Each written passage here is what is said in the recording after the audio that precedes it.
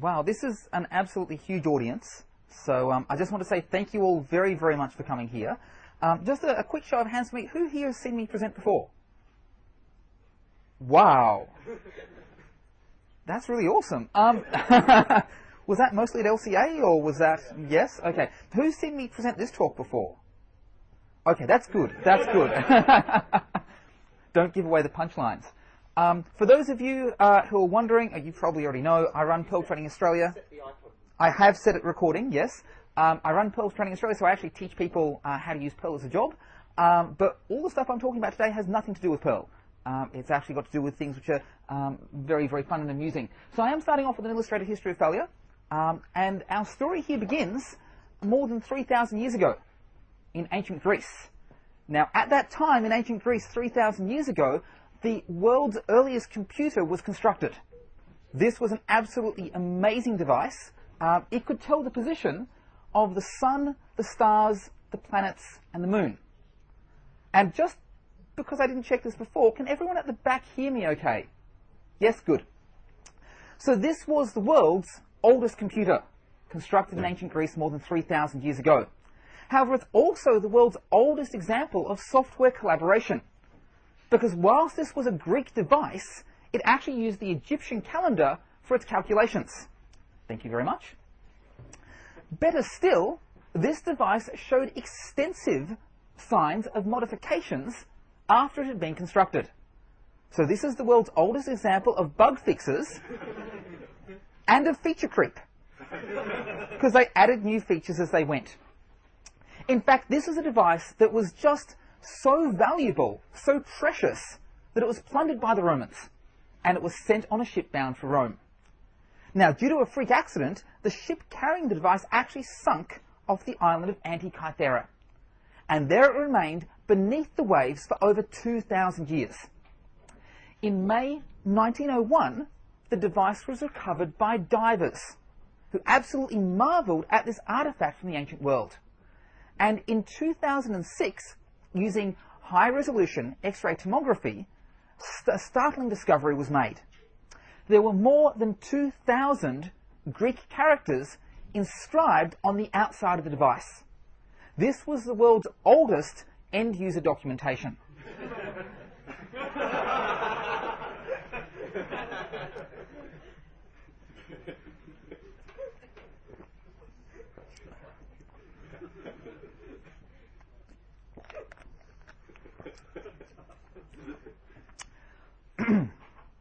Now, this was a device where the program was implemented in hardware. And so if you were the owner of such a device, your main concern was that of hardware failure and Romans. Skipping forward a number of years to 1947, hardware failure was still the primary cause of difficult faults in computers. So here I've got a copy of the logbook entry of the Mark II computer, and that's the first bug removed from a computer. It's a moth that's been pasted into the logbook. And around this time in computer science, there was this belief that software could be made perfect. Now, as we all hopefully know, software is very hard to make perfect, and this was shown quite tragically in 1983. Thirac 25 radiation treatment machine. I don't know if you study this as part of computer science here. We certainly do in Melbourne. Thirac 25 radiation treatment machine ran on a PDP-11, for those of you who remember the days. And the manual that came with it, that analysed different forms of failure, the safety manual that came with it, had this fantastic quote. Errors are caused by faulty hardware components and by soft random errors induced by alpha particles and electromagnetic noise. So that's the source of errors in computer programs. It predicted, the safety manual predicted, that the machine would pick the wrong mode one time in 250 million. Now that's important to note because this is a radiation treatment machine. So it's treating people with radiation. So you don't want it picking the wrong mode, because if it ever did, it would almost invariably give people a massive radiation overdose. Now, because software could be made perfect, they removed all of the hardware interlocks that existed in the previous version of the machine, because now you had software which could control all of this. Rather tragically, it picked the wrong mode 6 times in 3 years. And Chris, is there a way that we can kill the audio? Yeah, could someone on that? Use us to mute the audio? Thank you. Thank you. So rather tragically, it picked the wrong mode 6 times in 3 years. And these are only the cases that we know about, because they actually went to court. So, as we discovered, code means bugs. But the first public bug that really caught the attention of the world was back in 1962 with the Mariner 1 spacecraft. Now, the Mariner spacecraft was supposed to fly to Venus. And I say supposed to fly to Venus because shortly after takeoff, it lost its guidance signal. Now, normally when you build yourself a multi-million-dollar space delivery vehicle, this is not a problem because you build it with something called a guidance computer. And the guidance computer means that if you lose your signal, you still have the rocket going in vaguely the right direction until it can re-establish that signal, or the best it can do. Unfortunately, there happened to be a bug. But this time, it was a bug in the spec. The handwritten specification that was given to the NASA engineers was supposed to contain this term here. That was the smoothed velocity at a given point in time. What the spec actually contained was this term here, which was the absolute velocity at a given point in time. Now, the problem with this, of course, is that it meant that the rocket thought that vibrations from, naturally moving through the atmosphere and having great big rocket burners at the bottom were considered to be very, very significant. And because they were so significant, it would try to make big corrections in its course. And of course, that would just make things worse. At this point in my study, I discovered that there's something which NASA has in common with evil overlords. And that is that they're both very, very fond of having self-destruct buttons. Now, the difference between them is that if you're an evil overlord, you tend to have some dashing spy who presses the self-destruct button. Whereas if you're at NASA, you have a range safety officer who does the same job. So, I was writing this talk, I was looking at all these different forms of failure, and I thought, wouldn't it be nice if we could learn from these forms of software failure? And in fact, more importantly, wouldn't it be nice if we had some sort of a metric which we could use to compare them? So we could say that this failure is bigger than that failure. Well, I was at a talk by a colleague of mine a number of years ago now, and he used this phrase: it's possible to make mistakes so large they invalidate your entire worth as a human being. And that got me wondering, how much is a human actually worth? So I did some maths. This is going to be purely the economic value of a human being. So Australia's GDP a couple of years ago was almost $40,000 per person per year. I'm using US dollars here because most of the figures I have are in US dollars. Life expectancy in Australia is around about 80.5 years, and if you multiply those two together, then you get some sort of a ballpark figure for the average economic output of a human over their lifetime, which is about $3.17 million if you're in Australia.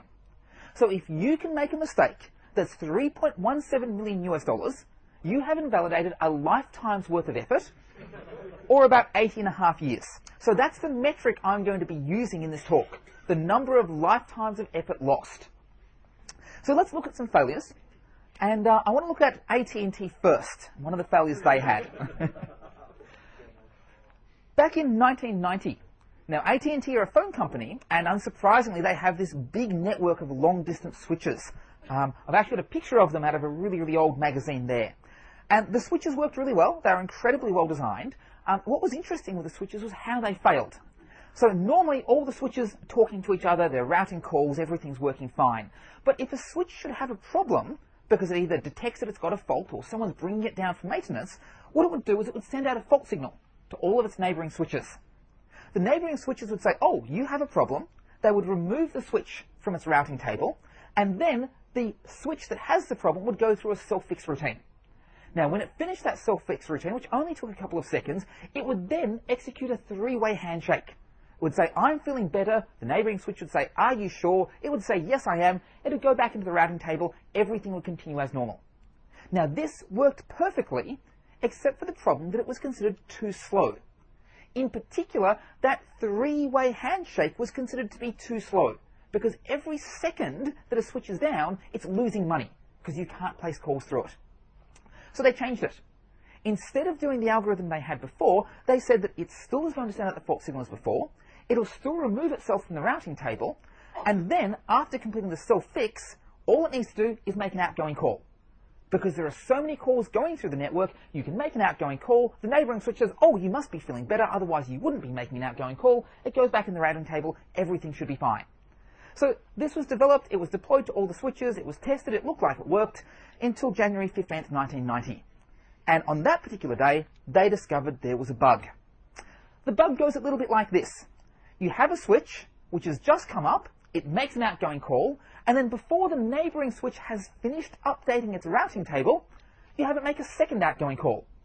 So the neighboring switch would say, oh yes, I know about you, look at the routing table, go, actually, I don't know about you, therefore I must have a problem, therefore I tell my neighboring switches that I have a problem, and then when it comes back up again, it would crash them all. So there was 114 switches, which is around about half of the network, which were all rebooting every 6 seconds, and then triggering a reboot in all of their neighbours. 60,000 people were left entirely without any form of telephone access whatsoever for a period of 9 hours. More importantly for AT&T, an estimated 75 million calls were not made, representing about $60 million worth of lost revenue. Now, this is back in 1990. If you adjust that for today's figures, it's about $94 million worth of lost revenue, which is almost 30 lifetimes worth of effort, or almost 2,400 years.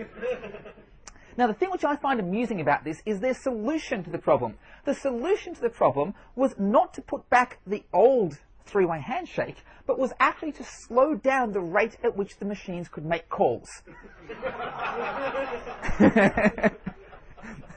Which kind of defeated the whole purpose. So moving on with failures, I'm glad I'm doing this talk in Australia because that means that I can pick on New Zealand. And New Zealand, Tiwai Point, 1996. There's an aluminium smelter in Tiwai Point. And the aluminium smelter, like the many sort of large plants, is entirely under computer control. So they have lots and lots of aluminium oil, they turn it into aluminium. And the computers were installed and the software was written by Comalco Australia, who do a lot more aluminium smelting than you do over in New Zealand. What was interesting is on New Year's Eve of 1996, when they discovered a bug in their programming. Now, you'll know that most years have 365 days. Now, 1996 was a very special year because 1996 is something we call a leap year. And leap years have 366 days, and New Year's Eve is day 366. So the computers were completely not expecting a year 3 or day 366. And so all 660 of them all decide to crash all on the stroke of midnight. What I find amusing about this is that 2 hours later, there was an identical crash at the Comalco plant in Tasmania. Now, one of the things which these machines do is they look after temperature control in the cells. Now, if it gets too low, you actually have this amazing massive aluminium ore which actually freezes in the cells. And it's really, really hard to get it running again. If you have it get too hot, it actually burns through the cells and wrecks them. Now, as a result of the temperature control going out and having to put everything back under manual control, 5 cells completely burnt out without any possibility of repair. Now, that was actually fairly cheap to replace. It was only like $1 million to replace those cells. But what has not been published is the other repair costs of like chipping out this aluminium ore from the other cells. And what the staff costs were of getting everyone in there on midnight on New Year's Eve. So the total cost for that, we don't actually know. But if we really want to point at interesting failures and expensive failures, you really can't go past space vehicles. So this is not a NASA space vehicle. This you'll see the European Space Agency logo on the side. This is the Ariane 5. And this is one of my favourite failures of all time. It also happened in 1996. Now, the interesting thing about it, 37 seconds after it was launched, it veered off course in a most dramatic fashion. And I'll show you what that most dramatic fashion is in a moment. The interesting reason as to why. Now, the Ariane 5 used a 64-bit floating point number to measure the horizontal distance from its launch position. So it would sort of go up in the air and go across, measure the horizontal distance. For those of you who are not familiar with how big a 64-bit floating point number can be, it's a number which can be around about that big. And what they were doing is they were taking this number and they were casting it into a 16-bit integer, which is a number which can be about that big. Just to make matters more interesting, they'd actually disabled all exception handling for this particular piece of code. Danger, Will Robinson. Unsurprisingly, especially for this audience, there was an arithmetic overflow. Now, you might remember that arithmetic overflows, when you have a big number and you add one to it, you end up with a big negative number. So when the rocket was supposed to be doing that, it actually decided it should be doing this, which of course is a bug, and then you need this guy to fix it for you. Now, I was reading this. Like, this is actually, I love space vehicles because they're very, very well documented when things go wrong. And my first response was, what were they thinking? How do you end up with code this bad? Well, the interesting thing is that the reason they ended up with this code is because they had reused code from the Ariane 4, which was the previous revision of the rocket. Now, the Ariane 4 could only move at 1/5 of the horizontal speed. So it was literally not fast enough to ever overflow that value. The Ariane 5, on the other hand, was. But wouldn't something like this show up in testing? Now, testing is pretty important, and this is something which should show up in testing. Well, the answer is yes. It actually did show up in testing, absolutely perfectly and repeatedly showed up during testing. Do you think they tested their code before they launched? No. So there is a moral here. The cost of the vehicle and its very expensive payload, $370 million US, which is almost $500 million after inflation, which is approaching 150 lifetimes worth of effort, or almost 12,000 years of effort. It's absolutely staggering. So you can probably spot a pattern here. I'm going to swap between space vehicles and New Zealand. The Auckland blackouts back in 1998. The Auckland blackouts, I'm assuming everyone here knows where Auckland is. It's where the Auks come from.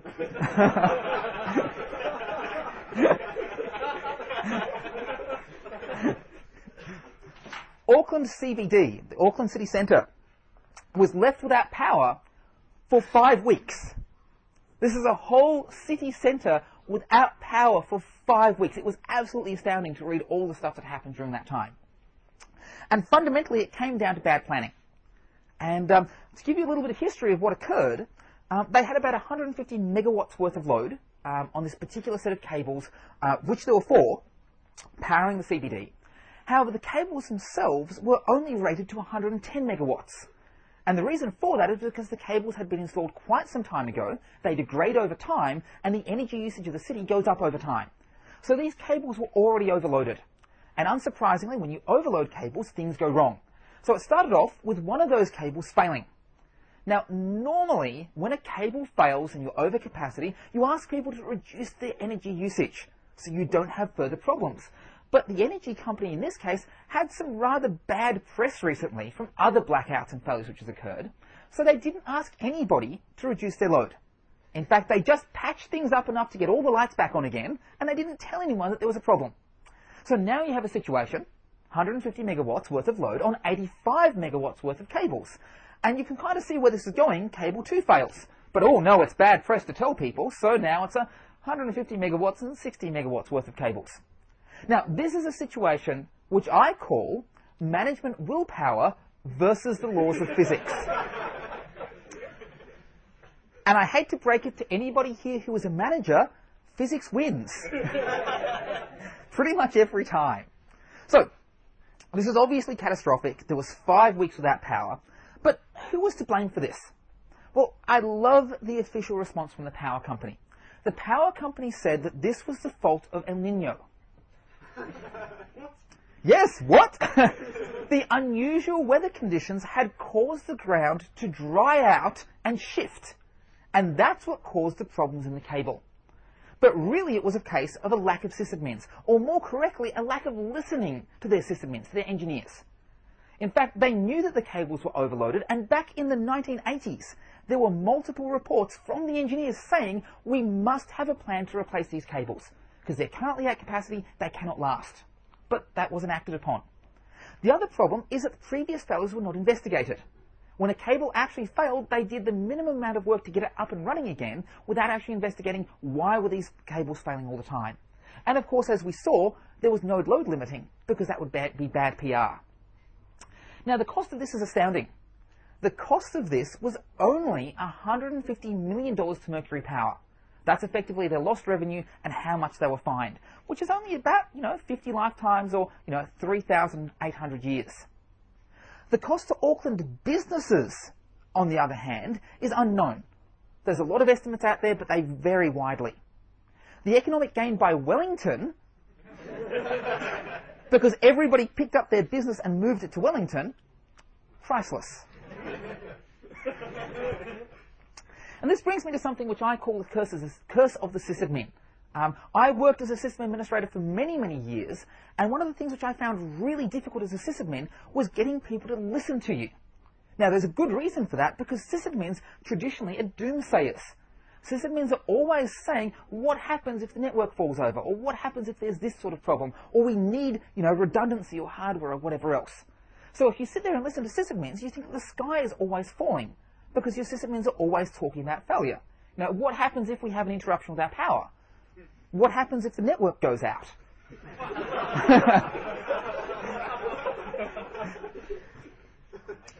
and to make it worse, when you actually have a sysadmin who's properly doing their job, it doesn't look like they're doing very much. Because, everything's working. A machine falls over, but that's okay, there's a hot spare. The network falls over, but that's okay, we've got redundancy. So it doesn't really look like they're doing their jobs if they're doing them well. In fact, the job of your system administrator is this. It's don't make skies fall down. It's to make sure the sky stays up there. So the moral of the story here is to listen to your sysadmins, at least occasionally. So going from New Zealand back to spacecraft, Mars Climate Orbiter. Does anyone remember the Mars Climate Orbiter? Oh, I love this. 1998. Artist's impression of what it's supposed to look like. Go to Mars, orbit around Mars, do all sorts of cool stuff, observing the atmosphere. What it's supposed to look like? What it actually looked like. Plummeted through the atmosphere, burnt up. Why? Well, the reason for this, and this is just such a classic mistake, is that part of the code they were using in the orbiter used imperial measurements. Part of it used metric measurements. So they had pounds force and they had newtons. Now these are both measures of force, but they're different measures of force. And they were not doing conversions between them. So it's a bug. The ironic thing about this is that the testing budget was cut just before the launch. So they never found this when they were doing all the tests, because they didn't do the full integration testing. When the Mars orbiter was launched, it also had a sister vehicle, which was the Mars lander. The Mars lander was supposed to sit on the surface of Mars and relay telemetry back to the orbiter, make all sorts of cool observations there. Again, artist's impression of what it was supposed to look like, and picture of what it actually looked like smeared across the surface of Mars. The reason for this, landing thrusters stopped working. Now, the reason why the landing thrusters stopped working is because when the vehicle was going through the atmosphere, the landing gear would vibrate. Because there is an atmosphere there, the whole thing has vibrations. And the code says, if the gear is moving, the landing gear is moving, then we must be on the ground.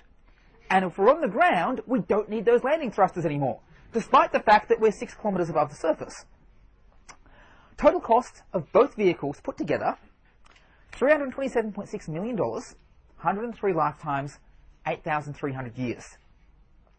So you can sort of see a pattern here that NASA's really good at getting spacecraft and smacking them into the surface of Mars at high speed.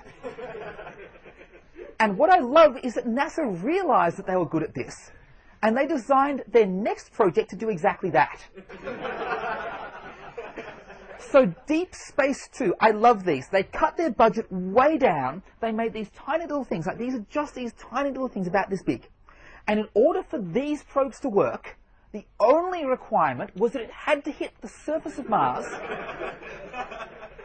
at least a speed of 644 kilometers an hour or greater. And every other spacecraft they sent to Mars, they got this no problems. So they assembled these, they tested these, everything was looking great. Due to a change in launch schedules, storage for a year. Then they launched them, and as far as we can tell, they hit Mars perfectly. Really good at hitting Mars. But no data came back. What do you think they forgot to check before launching? Batteries. You leave them in storage for a year, the batteries run down, you have to replace those before you launch it. Only about $30 million, not quite 10 lifetimes, 742 years. So I've shown you lots of funny failures here. And you might be wondering, what was the biggest failure that I could find? What was the biggest failure that I could attribute to software? Well, it actually happened a few years ago. It was the North American power blackouts from 2003. North American power blackouts affected 50 million people. 50 million people without power. To give you an idea of how big that is, it's 2.38 times the population of Australia. So it's a really, really big power blackout. And of course, when a power blackout of this range occurs, the first thing that everybody asks is who's to blame? Well, that was the official reason to begin with. But there was a whole lot of finger-pointing to begin with. And this actually affected not only the United States, but also part of Canada as well. So Canada started off by saying, well, we think that this is the fault of New York. Due to electrical storms in New York, there was an overloading of the power grid, and that caused cascading failures. Except that it was a really sunny day in New York, and there were no power storms, electrical storms, so it obviously wasn't New York. So Canada, not to be phased here, said, we think that it's now the fault of a nuclear power plant in Pennsylvania. But the power plant was still running absolutely fine, even though the grid was out. So it wasn't their fault either. I don't know how many people here have been to New York, but New York doesn't like people pointing fingers at them. So New York said, well, we think it's the fault of Canada. But they couldn't really come up with a good reason why.